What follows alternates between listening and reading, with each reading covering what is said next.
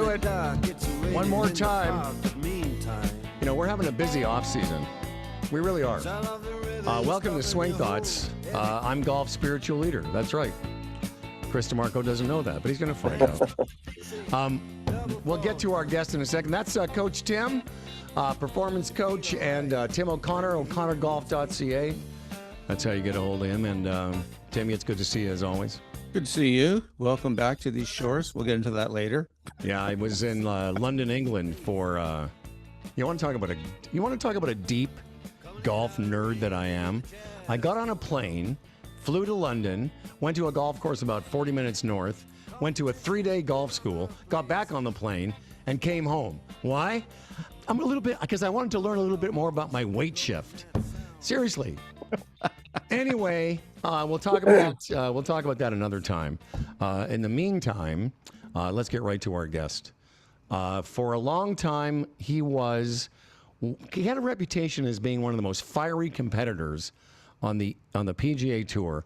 A man that went toe to toe with Tiger Woods, never blinked, 3-time Tour winner, Ryder Cup member, President's Cup member, and hero. And he's here to talk a little golf. Please say hello to Chris DiMarco. Hey, Chris. How you doing? Good to be on. Yeah, we met doing a little charity work together the last couple of years, actually, raising money for Sunnybrook and Princess Margaret Hospital here in Toronto. Do you do a lot of that? Do people get to engage with you? Have you come up and play in a tournament and do that stuff for charity?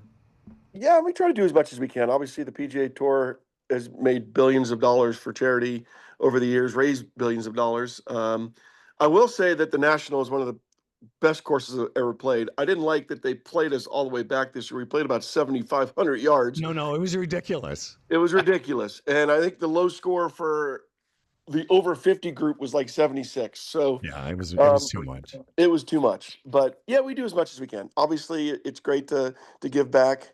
Toronto, my wife and our son is married to a gal from Toronto. So, we have our connections up there. And, I love going back there. It's a great place. Where do your allegiances lie regarding the World Series, given that the Blue Jays are in it? Well, being a New York Yankee fan, I think I hate the Dodgers, so I'm going to pull for Toronto for sure. Awesome. Good stuff. Yeah. Well, let's go. Listen, again, that's sort of the latest, having a chance to meet Chris. And Chris and I did a little kibitzing around, raising some money together. Chris had I think it was your idea the first year to get everyone to sign the flags and raised a bunch of dough. But let's get back to the beginning.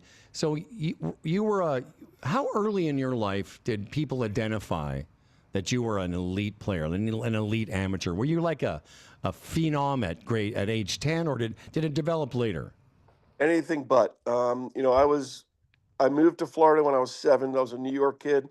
Probably would never have played golf in my life if it wasn't for my dad moving the family down to Orlando. And, I just golfed and football for the first probably 7 or 8 years that I moved down there. Once I got to high school, I still played football, and then I looked up and I saw these guys all being 6'1", 6'2", and I was like 5'4", and I'm like, I'm done tackling these guys.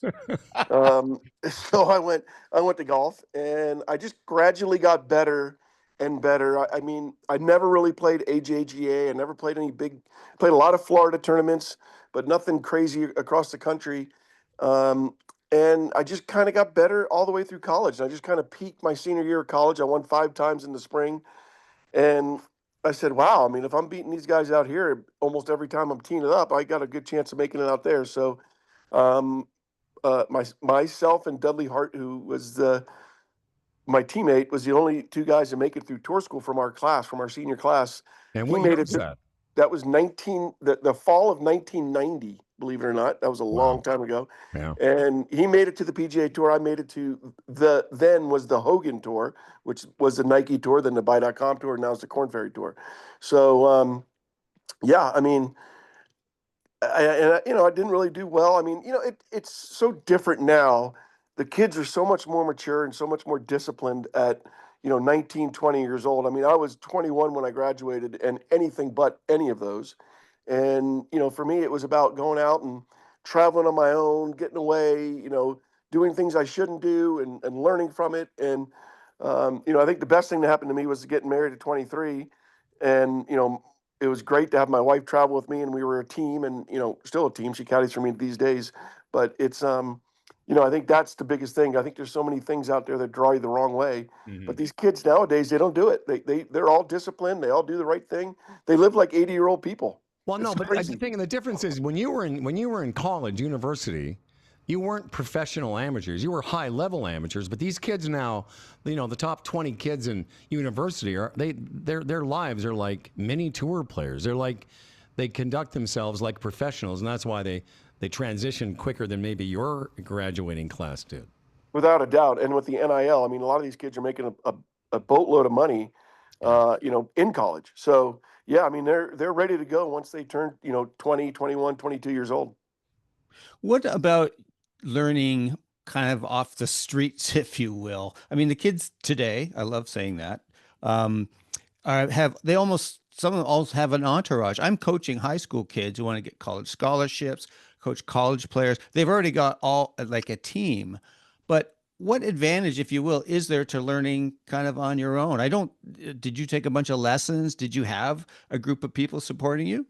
Not really. I mean, just family and friends for the most part. Now you're right. There's teams. They have they have a guy that works them out. They have somebody who stretches them. They have a nutritionist. They have a mind doctor. They have a swing coach. They have all these things. I never had any of those things.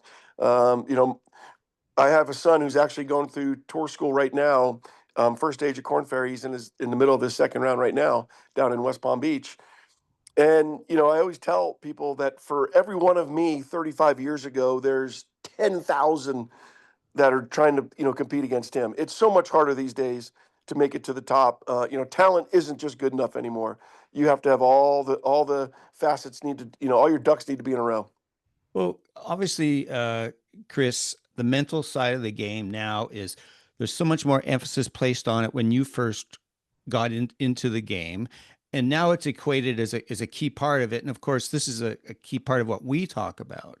But how do you look at upon your own growth in terms of your own sense of resilience, being able to manage your thoughts, dealing with pressure? Because there were some certainly interesting incidents in your career, such as at the Phoenix on the famous 16th when I think it's right, and someone yells Noonan at you.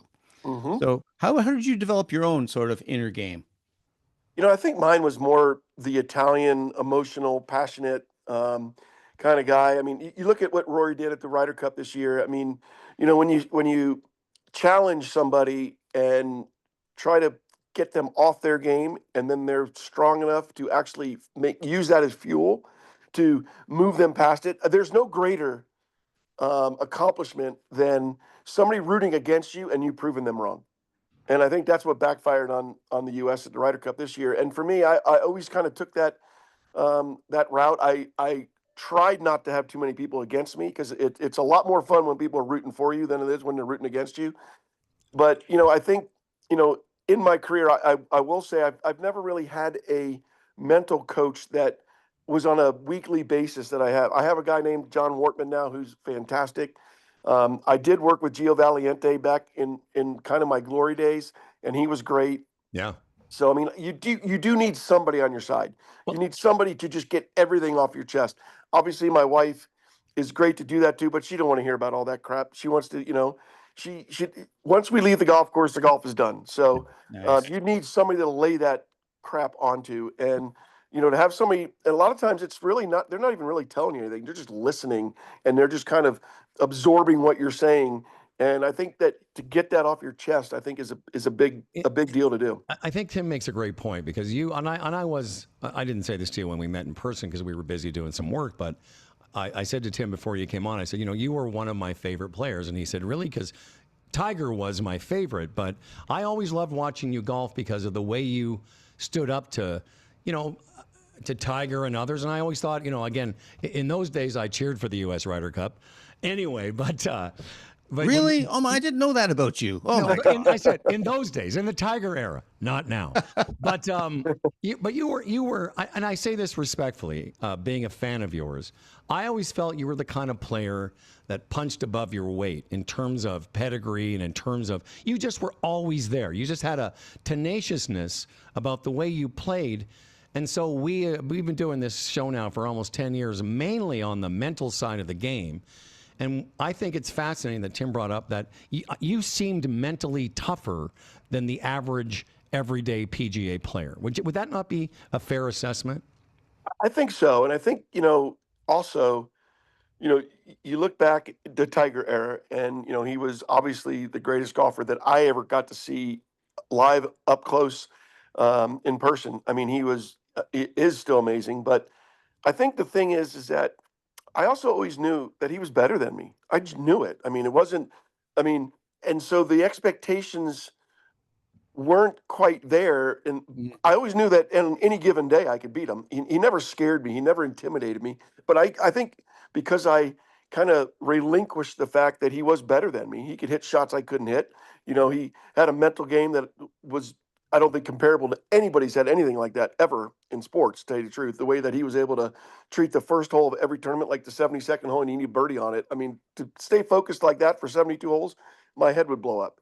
So, it's just, yeah. I mean, I guess I just, once I was in the moment and I had a chance, I love that moment. I remember Tiger saying, you know, his drug was having a chance to win on the back nine of a PGA Tour event. That's what got him amped up, and that was his drug. And I wasn't there as much as him, but I can attest to that. It is a pretty awesome feeling to have a chance, those nerves, and be able to overcome those nerves and the anxiousness, and be able to to do it under the most immense pressure is a cool thing. Not only immense pressure, and because you had mentioned your glory days in the first couple of years of the early 2000s, you won 3 times. You won 3 times in the Tiger era, and we'll talk about the 2005 Masters in a second. But I mean, and not to sort of fanboy out about Tiger, but I had asked you in person a little bit about it. But I think it would be great for our listeners as somebody, if you go back and look at Chris DiMarco's career, Chris played and was in contention a lot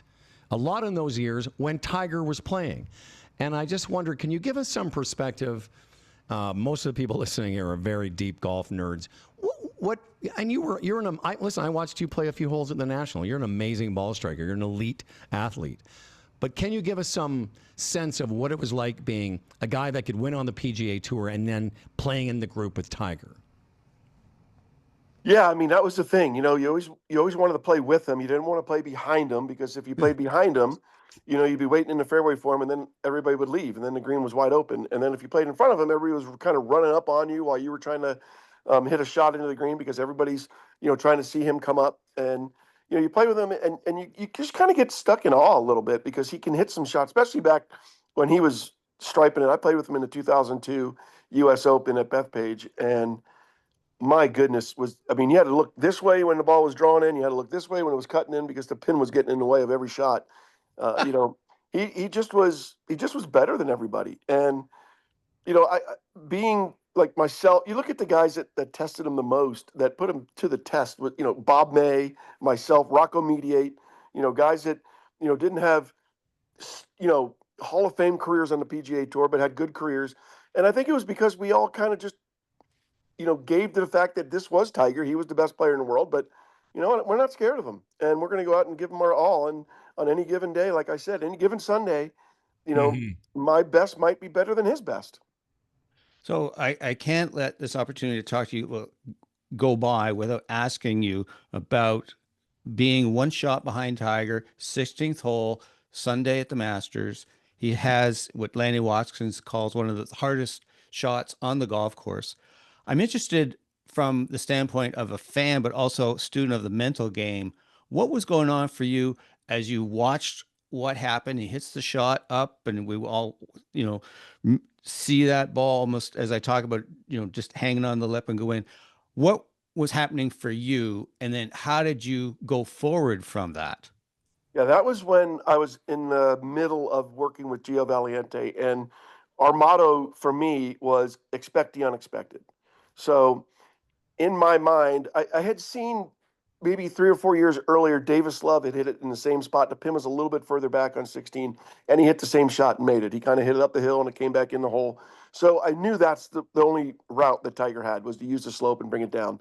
So in my mind, I was, like you said, I was one shot back. So I was, I had a 15-footer, potentially to tie for the lead. If he makes bogey, maybe be one up, 2-putt par. So I put myself in every scenario kind of while he was going through the motions of hitting that shot, maybe being one shot back, even maybe having to, be ready to hit the T-ball on 17 if you got a one-shot lead. And I'm not going to say that I, you know, spent too much time on him making it in my thought, but Yeah. it did go through for a second. Yeah. And so it was there. And so we made it. It didn't really shock me because again, you're talking Tiger Woods, does unbelievable things, expect the unexpected. So I just kind of put it behind me and said, okay, let's make this and only stay one back. I hit a good putt, lipped out.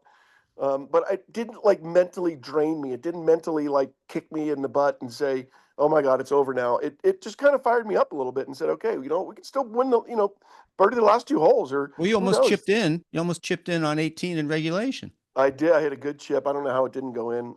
That was one. I'd love to have that pin. I wish that pin had a little stickum on it or something because it was Or a out. really good shot. And Well, Chris, I was going to say, if I can interject, getting back to 16 for a second, I'm going to tell a story about how we presented this in front of all these people in a minute, but that's a pretty electric moment. They're going to be playing. I mean, you say you don't have a Hall of Fame career, but you had a great career. You were a well-respected competitor, but they're going to be playing that clip of that ball hanging on that cup for the rest of golf, for the rest of time that golf is played, and you're going to be associated with that. Do you have any perspective about that at all? Does that you ever think like, oh yeah, I'm on the green when that happened? I do. I tell people all the time whenever they bring that up, and I said nobody had a better seat than me. I had the best seat in the house because I walked right Yeah. up from the bunker and was about 2 yards from the pin. Is it? I was blowing. I was trying That's to. right. I was trying to keep that sucker out somehow, but I had the best seat in the house, and I watched it come down there, and yeah, that's pretty cool. I will say that after that week, I have never gotten so much notoriety for finishing second in anything. So it was, Did he say obviously, anything to you? Like, does he have any words as you're walking to 17? if you watch him, him and Stevie were so excited and Oh yeah. so pumped up. And again, it was I told him great shot, but it was so loud. I don't know if he heard me. You can see me mouthing it. I said it like 3 times. Great chip. Great whatever I said. And I think he acknowledged it. But again, it was game on. I mean, it was the Masters 70th hole. Trying to win my first major, and it was kind of back to business. And that was weird about that day. It was so loud that day, everywhere, every hole. But I can't really remember that. I can remember every single shot I hit. I can tell you every putt, what it did, everything.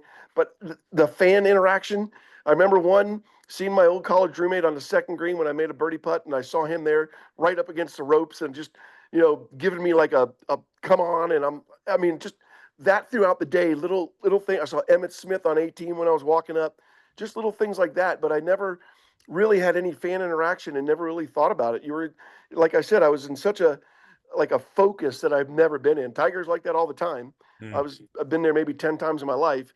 And, it was just like you say, like a laser focus, and I had it going on. And, I think that's why I played so good that week.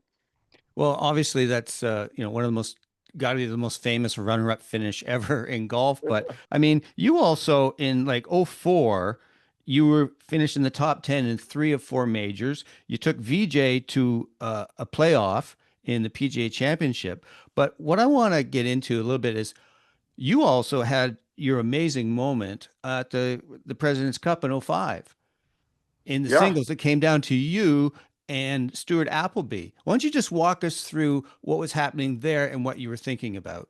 Yeah, it was funny because it was a close match. In the previous President's Cup, we tied. So 17-17, and we chose to Jack and Gary, for the good of the game, kept called to the tie. We both kind of held half the cup. So 2005 was basically the tiebreaker for that. And I remember Saturday night, the draw came out, and we were all joking around in the team room doing everything. And then, come to find out, Jack put me in the 12th spot and put Phil in the 11th spot. And looked at my wife and I said, "Okay, we need to go to bed. This is crazy." So, and I played Stewart in '03 also. So that was the match. I beat him one up in that one. I've beaten him 2 times in the world match play. Stewart, if you're listening, sorry, buddy, but I got 4-0 against him. Yeah, we were on going through the motions on the front nine, because, the 12th spot, you're thinking it's going to be over one way or the other Right. by the time it gets to you. You never think it's going to come down to the last match, on the last day to mean everything. And then, we early on the back nine, 11, 12, started seeing the numbers fall into place, and we're like, whoa, our match means something. And we both bared down. I think I birdied 5 of the last 7. He birdied 4 of the last 7. I mean, it was a crazy match. And Phil birdied 18 against Cabrera to force that to a playoff. So basically there were 2 matches going on. If Phil would have won the first hole before I won the 18th hole, we would have clinched the cup. I just happened to make the putt on 18 before Phil. I think, and he was in there pretty close on the first playoff hole, number 1, and Cabrera had like a par putt. So one way or the other, it was coming down to that. But yeah, it was nice to have that moment. Have your idol and legend Jack Nicklaus kind of be the first person to come down, no pun intended, give me a big bear hug. Nice.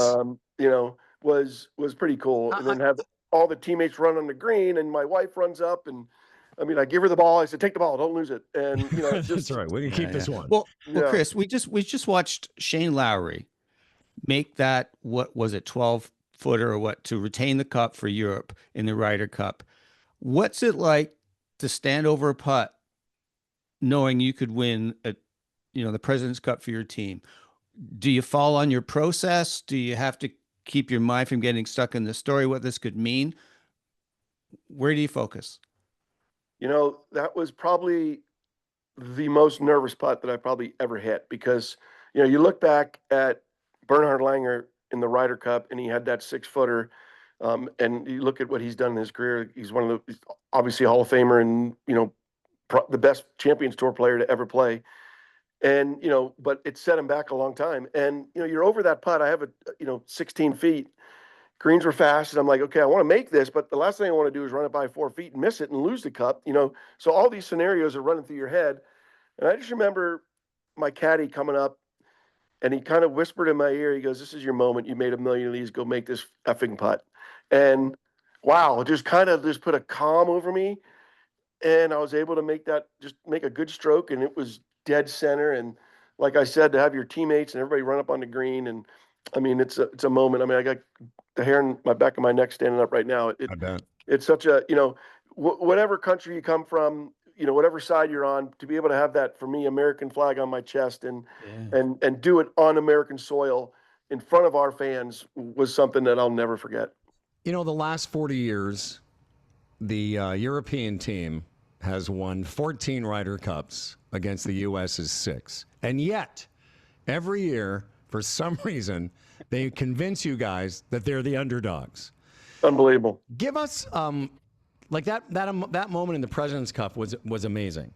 But give us some perspective about what it's like. I have a 2-parter for you. What it's like being on a Ryder Cup team, what it meant to you guys. And the second part is, I want to get your thoughts on the current situation, the last few Ryder Cups, and what do you think the Americans need to do to match what European teams have done now for decades? Yeah, so the first part, being in an individual sport like we are, to get to have a team atmosphere, to be part of a team, again, me being Italian, growing up playing football my whole life, being part of a team is something special. And, those are 4 teams, and I would say 8 to 10 of those guys were on all 4 teams with me. So that you have a bond for life when you're in those things. So it was pretty cool to be in that room. Now, what the Americans need to do, I think Rory really stepped up this year, and I think going back maybe 3 or 4 years ago, when he first got on Ryder Cups, he didn't know what it meant. And he said some things that this is just like a regular tournament. And now you can see how much it means to him. And you can see the pure emotion that he has in his body. And I think it kind of resonates down to all the other players on that team.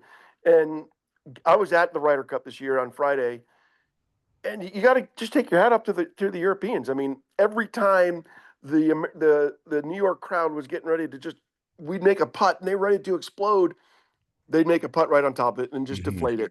They just deflated it the whole week. And hypocritical of Rory to say that the fans were, and they crossed the line without a doubt. But for him to say that, and then him telling all the fans to F off is kind of hypocritical. But I think he did say it right. Instead of them cheering Scotty on, they were more concerned with trying to get under Rory's skin. Yeah, but And that's I a little bit of that. That's a little bit of that Yankee fan mentality for it sure. is, but it backfired because Yeah. again, Let me quickly ask you: Do you think the Ryder Cup means more to them than it means to you guys? no, I don't think that at all. I will say the difference is it's for them it's every 2 years. For us, it's 1 year President's Cup, 1 year Ryder Cup. So we don't have that 2 years to kind of get that bond together. Typically, it's pretty much the same guys, but they play together all the time. They do a really good job when they play European Tour events. If they know they're on the Ryder Cup, they pair them together so they can get as familiar with each other as they can. But I will tell you, and I always say this, everybody says, well, it just doesn't look like the U.S. has camaraderie. Well, when you're getting your ass whipped, it sucks. Yeah. It doesn't look like you're having fun. And when you're winning, guess what? It looks like you're having fun. So, when you win, they say, oh, the American team was really compatible. When you lose, they were uncompatible. No, it's losing sucks. It sucks. And you're not going to have a good time. And if you're happy after you lose, then you shouldn't be on that team anyway. Yeah. So, Chris, lest anyone thinks your entire career has been, all sweetness and light. You start playing the game, you get a college tour, everything. But there was a point, I believe, in which you were close to quitting the game early on in your professional career that you couldn't make a putt. Yeah, I think you were telling Skip Kendall, I'm going to quit this game. Yeah, I just saw Skip a couple weeks ago, and we were playing a little mini tour event in Lake Buena Vista, Florida. And we had a rain delay, and he goes, "So what's your plans for next year?" I said, "Dude, I think I'm done. I'm dying. I'm in drunk from a foot." So, it just wasn't fun. I mean, I'd hit 17 greens, I'd have 10 putts inside 12 feet, and shoot 73, and it wasn't fun. And he showed me the claw grip. Back then he showed me the pencil grip. I kind of modified it to grabbing the club more, and I had a putt the next day from like 4 or 5 feet that I knew there was no way I was going to make. And I said, let me give this thing a try. And literally the putter just went right back and right through. And I'm like, whoa. And I mean, immediately went from shooting 72, 73 to 64, 65 overnight because I was hitting it so good. It just was a matter of making a putt. And then once you can make all the inside 4-footers, obviously you're a little more comfortable on the 15-footers because you're not worried about knocking it by 2 feet. Well, so right now the claw grip, as it's called, I mean, you see it everywhere. Scotty uses it, Tommy Fleetwood, Sergio, all kinds of players. So now it's among the putting methods that we see on the tour now. But isn't it true to say that you were one of the very first players? Like you were Marco Mera. No. So I wish I would have patented that, by the way. I haven't seen one dime from that. I wish I would have been able to patent it. But Skip Kendall did show me it, and I give him all the props and anytime anybody asks me, I always say no, Skip Kendall. But I was the first guy to use it on the PGA Tour. I started doing it in '95 in the off season, in like October, December, and I qualified for the Honda Classic and for Doral back in '95. Or '96 because I lost my card in '95. And I was on the putting green on Doral, and Calcavecchia walks by and looks at his caddy. He goes, "I know I've tried a lot of things, but my God, that's crazy." And he's been doing it now for 29 years. Yeah. So, I was the first, and it was a lot of that. When I first started doing it, people were looking at me like, "What's he doing?" They're trying to grip it. Everybody gets the left hand wrong. It's just a normal left hand, and your thumb's underneath on the right. That's all it is. Any form or fashion, it just takes your right hand out. And again, December this year will be 30 years for me doing it. Speaking of this year, I saw you at the Ben Kern, which is the tournament I hosted for a couple years now. The first year I met you 2 years ago, I walked around with you for a little bit, and you were playing with a couple of buddies that I knew, and I watched you play, and you still hit it like amazing. What is the state of Chris DiMarco's game these days? Do you play any Champions Tour events? Do you have any status out there? Yeah. I played a full event. I didn't make it to the second playoff event. I played the first playoff event last week. So it's off season, but my wife, who's my caddy, has already told me that she's getting my butt into gear. We're going to try to get, the goal is to maybe get about 10 to 15 yards longer off the tee, without losing my accuracy because I hit the ball very straight. but if I could get 10 or 15 yards, it would be a big help. It's the tour. It used to be an exhibition tour 25 years ago. Now it is a full run business, and the guys out there are really good. And you got to shoot 15 to 17 under every week. That's just what it is. And yeah, so I'm lucky enough to where I have enough career money to where my status will stay good out there for the next couple of years. I probably want to play, as long as I'm competitive, I'll keep playing. But give it a good 3 or 4 more years before moving on to greener pastures. So, Chris, a lot of our listeners are in our age group, if you will. So, what are the things that a two-parter? What are you doing to try and get longer? But what are you also doing to try and stay strong and injury-free? So those are two good questions. I have a family that is very, very healthy. Very, I mean, they all like, Good genes. my son, again, trying to qualify. I mean, he and his wife is a professional soccer player from Toronto. She plays for the Tampa Sun. So high profile athletes. And, it's like I said, they live like 80-year-olds. They get up, they go to the gym, they eat like 9 eggs and 80-year-olds. like literally like 9 eggs, all protein. Then then she goes to practice, he goes and practices. Then they come back and they do the cold tub in the sauna. They eat like, 5 pieces of chicken breast and broccoli, and then they go to bed at 8 o'clock. I mean, and then they do that over and over and over and over again. My wife is extremely healthy. Like I said, she caddies for me and carries the bag. We never take a cart. So for me, my daughter's a physical trainer. My other daughter works out. She's got 2 little ones, and her husband played high school or college football. So there's a lot of athletes in my family. So yeah, I'm just going to try to get stronger. That's the main thing. I mean, we have that speed stick. I think I'm going to try to do that every day now until next year. And just if I can get 2 or 3 more, if I can swing 107 instead of 104, I think it'd make a big difference. And again, without losing accuracy, I don't want to get big and lose my flexibility. Not that I have much flexibility at 57 years old anymore, but you can definitely keep flexible. Yeah. And I think that's the most important part. Because you threw those numbers out, and a lot of guys at 57, a lot of guys at 67 would like to be swinging it at 105 and 107. Who are the guys out there on the champions that are still roasting it? Like Stuart Sink is probably up in the 115s, 112s. Like who are the longer guys that you aspire to be like? Yeah, so Patrick Harrington's probably the longest, and he still Right. gets his ball speed in the 180s, which is crazy. His club head speed's probably 120, 122. Ernie's still as smooth as he swings it, still, bombs it out. He's 6'4", big guy. Thomas Bjorn, Stuart Sink, and it's not like you have to be their length long. If you can fly the ball 265, 270 out there, it's a huge advantage. I mean, I'm flying the ball 255 at my best. So if I can get the ball to go 10 more yards in the air, it makes a difference because it just seems like all the bunkers are 262, 263 yards to carry. And if you carry those bunkers, it goes another 40 yards. And here I am being short of them. And these guys, I'm hitting 4 irons, they're hitting 8 irons. And it's not a fair fight when that happens. I mean, I can keep up for a little bit, but over 3 days, over a season, it's going to catch up. So being a little longer is definitely something that is going to be a priority this offseason. You know what you don't hear about too much anymore are I think a lot of guys in their 50s that are scratch golfers at their club that have won the club championship. You don't hear a lot of guys thinking, I might try the Champions Tour. I think maybe 25 or 30 years ago when, as you say, it was more of a ceremonial thing.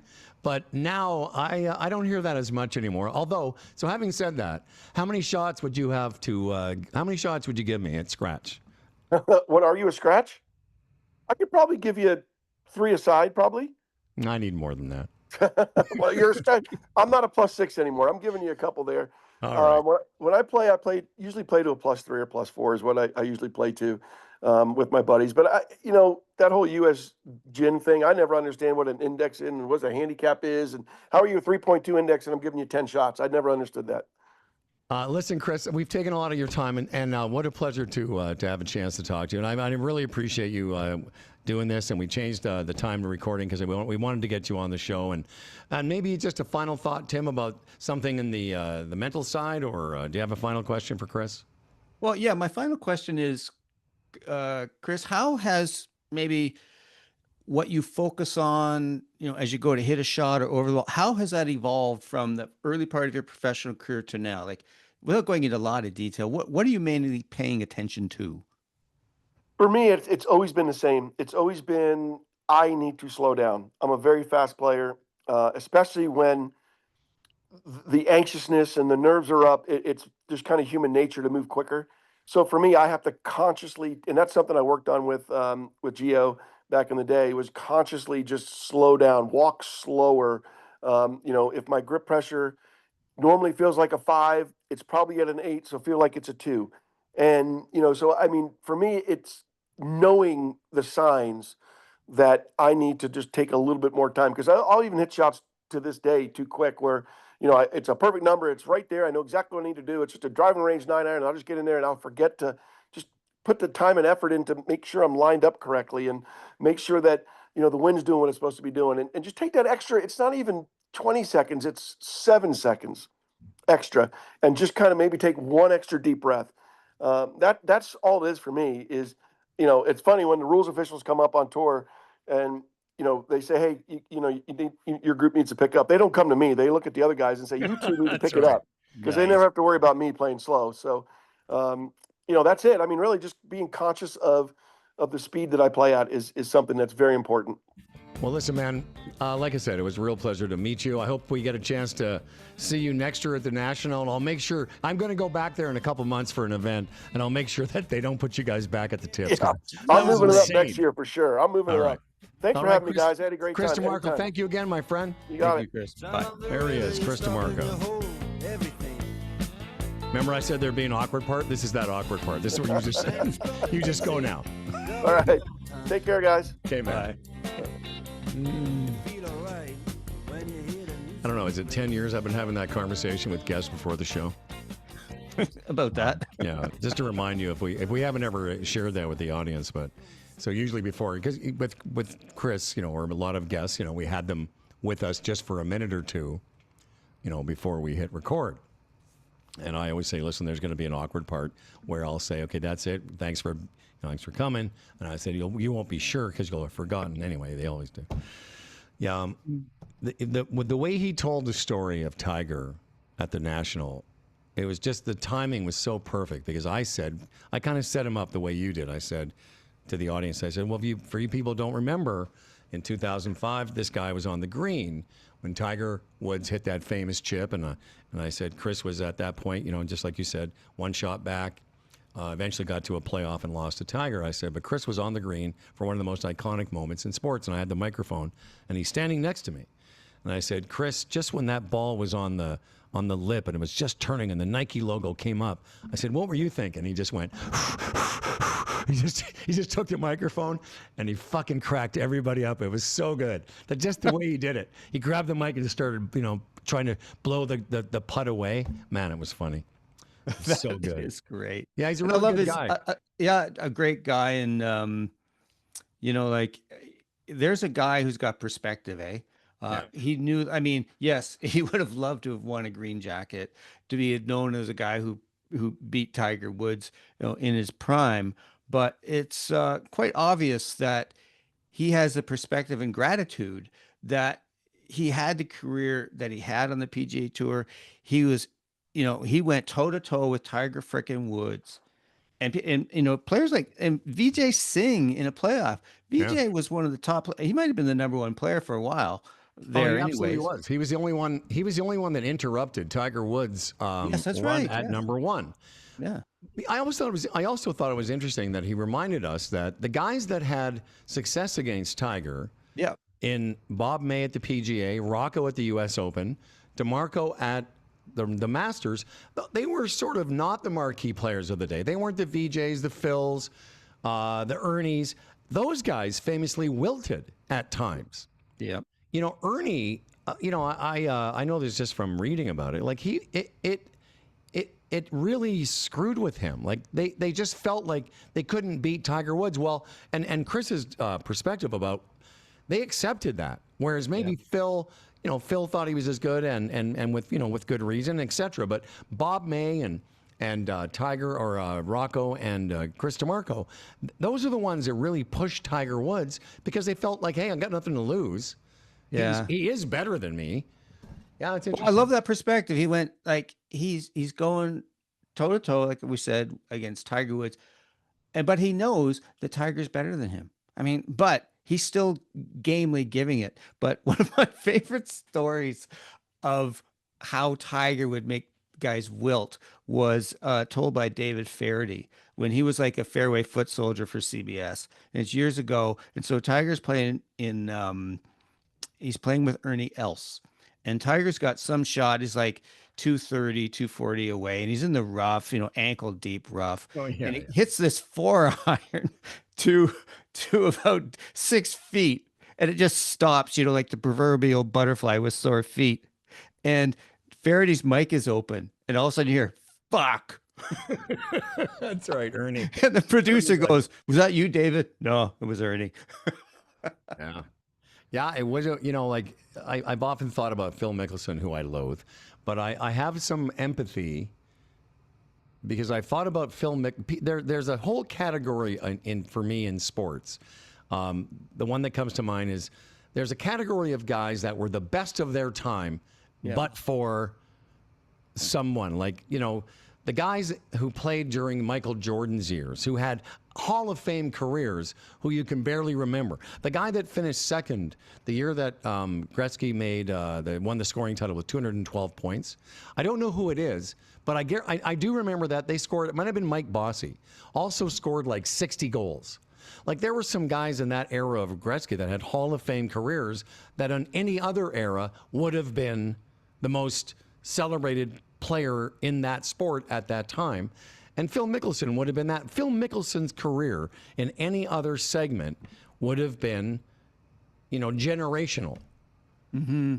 Yeah. What's interesting to look at is that, Tiger dominated in his prime, whereas Jack Nicklaus, in the early stages, he was beating Jack. In the 60s, he was winning major after major. But then he would get upstaged by Tom Watson, Lee Trevino, so it in his later years, not as much, but Tiger just seemed to snowplow everybody out of the way. No, that is a really good point. Jack was dominant over time, but had periods where others dominated the sport. All Tiger had was that period of time where he lost world number one to VJ. Yeah. And by the way, that's the first time in 10 years that I've ever asked somebody, how many shots you're going to give me? I watched him play a little bit. I would want more than 6 shots, trust me. Oh, yeah. What a great ball striker. I think that was... He's so good. That was a key part. He was such a solid player. But so in doing my research for this what's that all about? Yeah. Usually our Why research are we starting is, now? Yeah, you and I are talk for 90 seconds and then press record. But so during your research, yes. Yeah, yes, exactly. There's a great video that I found on YouTube. I think I just put in who invented the claw grip, and up comes this video of Skip Kendall, and it's about 15 minutes, and it's just worth all your time. And how he tells the story of how Skip came across his old guy doing this, and then lo and behold, he helps coach Chris DiMarco. So, like I said during our chat with Chris, it's ubiquitous now. You see, all people doing it, but it takes some guts too to be one of the first to do something like that. So that speaks to Chris DiMarco's tenaciousness, because a lot of golfers, a lot of guys, they don't want to look weird. They don't want to do this strange thing. And at the time, that was a weird thing to do. Well, I don't want to say like I haven't. I'm not trying to. I'm about to tell. I think I've shared this with you, but I'm not sure if I've mentioned it on the podcast. Maybe I have.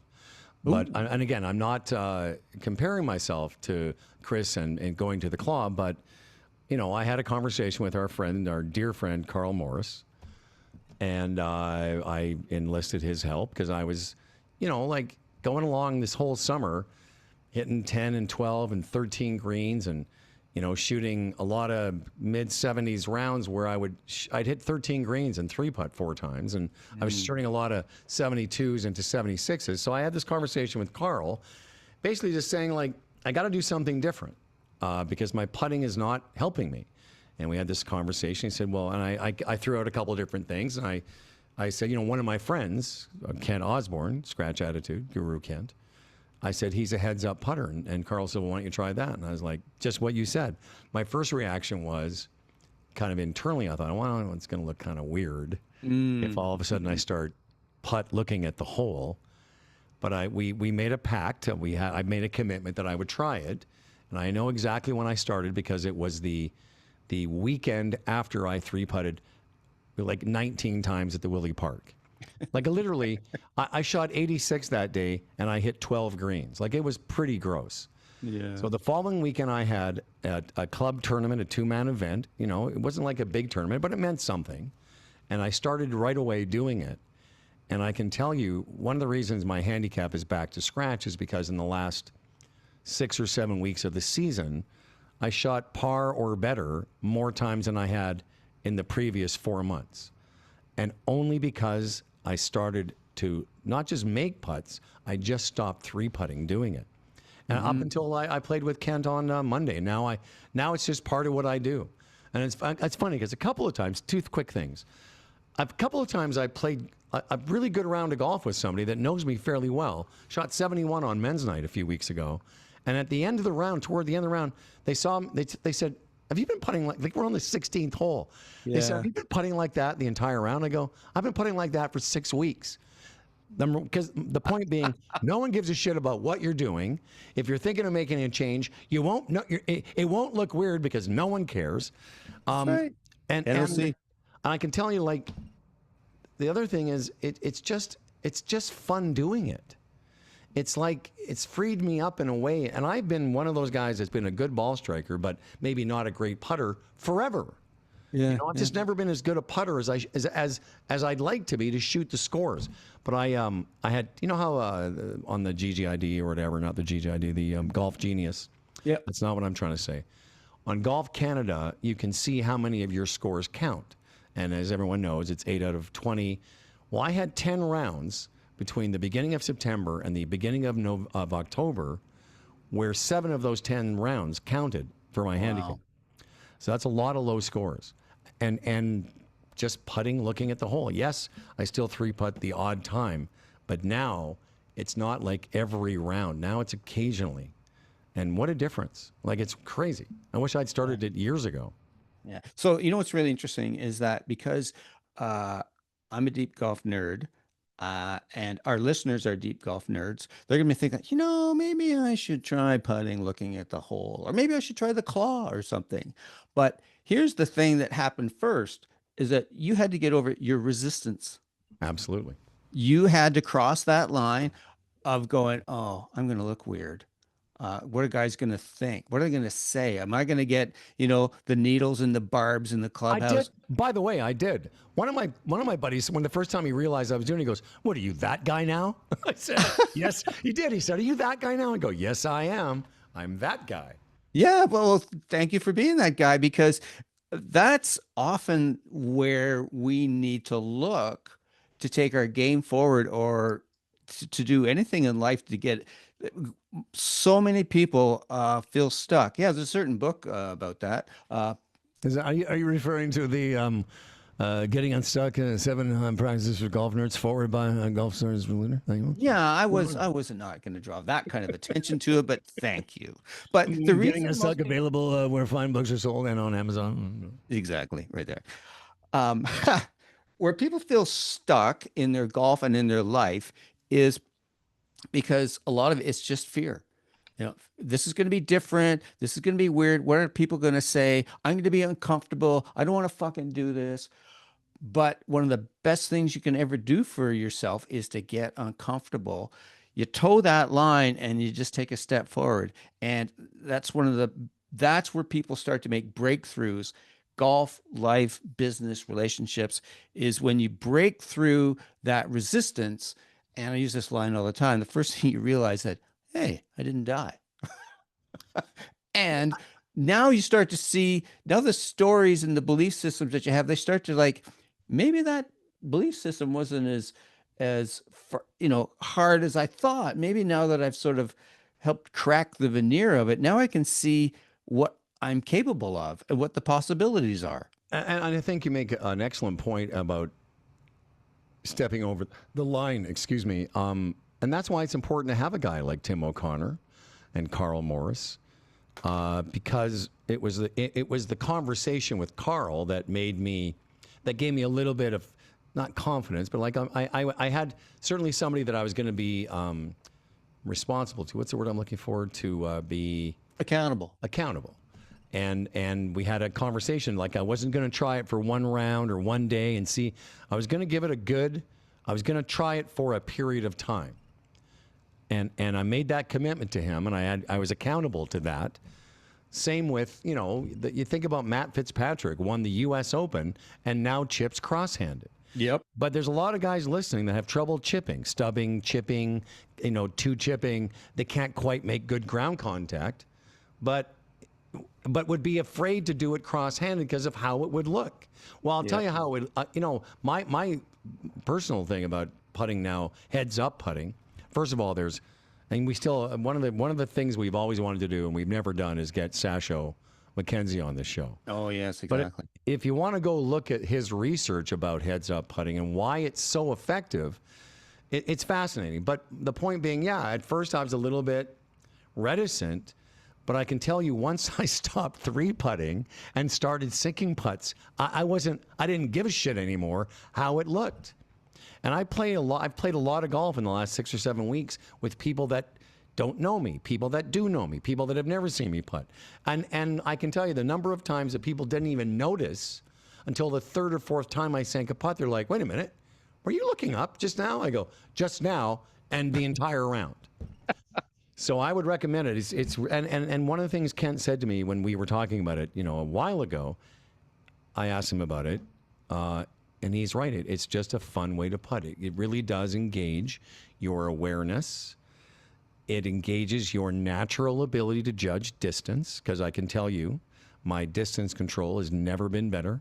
In fact, he and I, because we're just playing on money, the two of us, we had to wait almost on every hole. So we would putt out, and then we would see that we had a few minutes to kill, and we would go as far away from the hole as we could and see how good we could judge the distance. I'm telling you, man, it really is. It's transformative, Tim. Yeah, no, I totally get it. And I think that word, isn't that in the title of a certain book? There you go.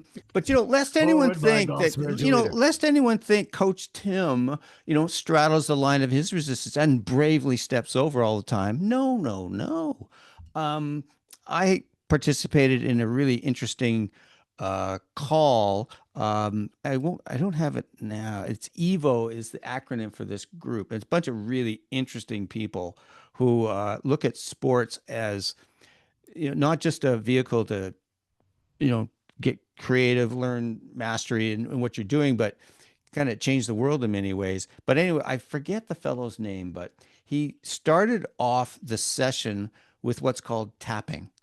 And it's where if you're looking on YouTube, you tap yourself and you could say things to yourself above your eyes, below your eyes, above your lip, and then all over. And so I'm like thinking, this is amazing. It's good mind-body connection.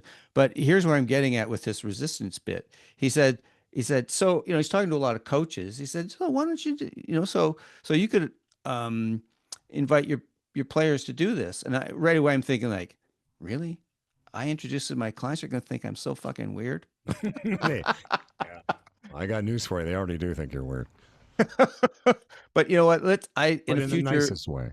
In a future episode, we'll get this fellow on about tapping, because it is pretty interesting in terms of the mind body connection. And I had a guy approach me this week about using music. Yeah, I saw that. Putting. That's so cool, man. There's all kinds of neat stuff out there, but like I said, it's it's kind of like tin cup, right? Well, and that's where it's a great segue to promote next week's show, and just to close off today, because it's for me and you as well,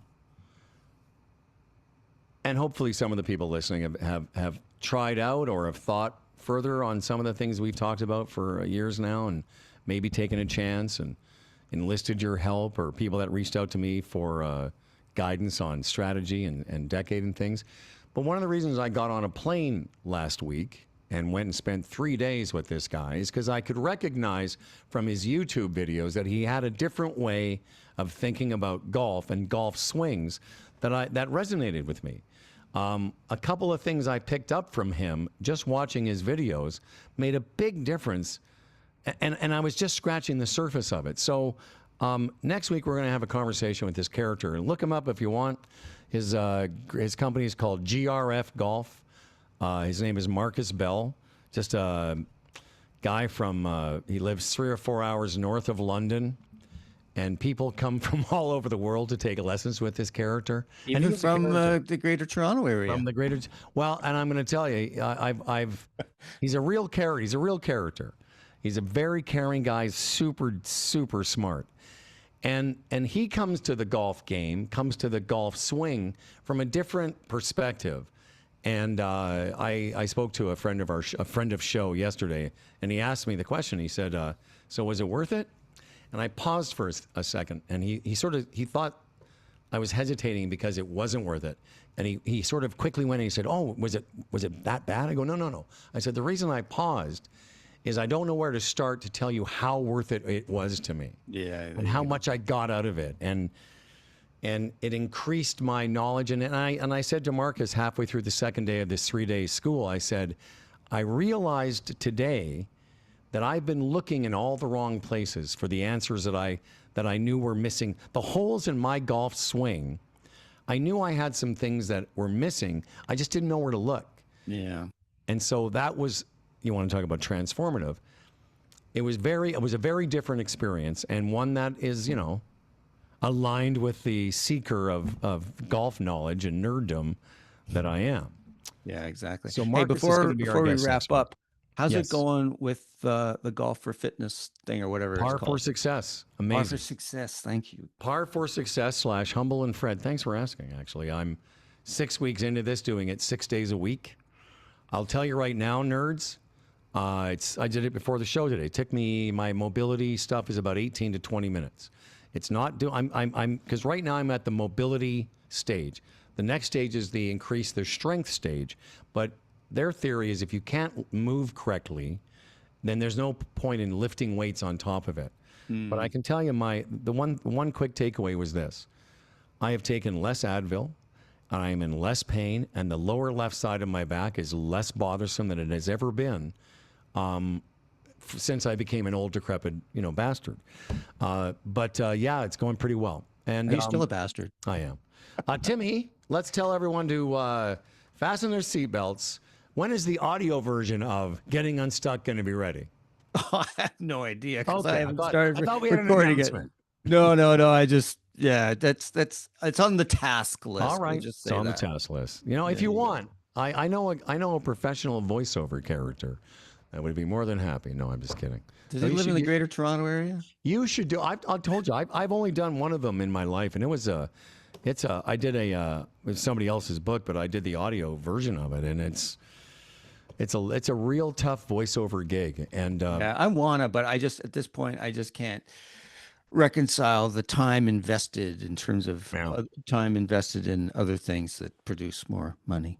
O'ConnorGolf.ca. That's how you get a hold of Tim O'Connor. This program is produced by Humble and Fred Radio Incorporated, and proud to do it. Next week, Marcus Bell. We're gonna do a bunch of shows, probably till sometime in November, and then we'll go back to doing them every once in a while until the winter season. All right.